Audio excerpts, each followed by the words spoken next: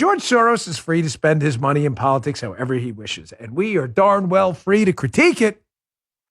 By the way, I'll be covering some of this in a small segment on my show on Fox this weekend. Set your DVR, please, if you don't mind. Unfiltered, Saturday night, 10 p.m. Eastern time. My show, Unfiltered with Dan Bongino. We've got Dave Portnoy, Don Trump Jr., loaded guest lineup this week, and we'll be doing a story on George Soros and what's happening with him sponsoring inner city prosecutors, DAs. Why would George Soros be involved in local politics? Because George Soros is not stupid. George Soros is very smart and knows exactly what he's doing. Presidential elections are great, but ladies and gentlemen, if you believe in subsidiarity, the principle that management and politics is best done at the local level, well, you think liberals are dumb and they don't understand that too?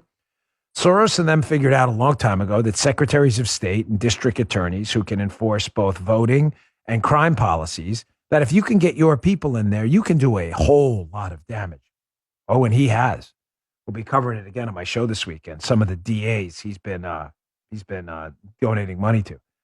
But now you read this story by Joseph Vasquez at Newsbusters, be in my newsletter today. America's most notorious billionaire, talking about Soros, leaves his mark on the world from a $2.3 billion education behemoth to racial politics. Moving into the education system now, Soros. So I ask you this. If you can move and get your people into the schools and get your people into the public safety space with your own district attorneys in there, what else is there at the local level? If you don't have public safety and you have your kids being indoctrinated later on, what does it really matter what the local tax rate is? Folks, I bring this up not to scare you, of course. I bring this up because he's free to give his money and we're free to fight back.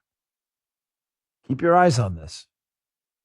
Ask your local school boards if they're taking some of this money. Money's basically been directed towards a couple of universities. But ask them if any of this money's coming their way. And if you're in some of these universities listed in there, you should be asking why they're taking that money. By the way, I should mention my editor at BonginoReport.com. It's a conservative alternative to Drudge Report, Matt Palumbo. He has a book available now for pre-order.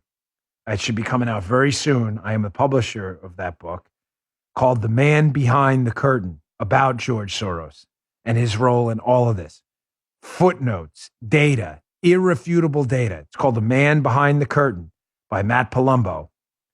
It's coming out, right? Just pre-order it now. You'll see the damage Soros and his funding of these processes have done. Disturbing stuff. You just heard The Dan Bongino Show.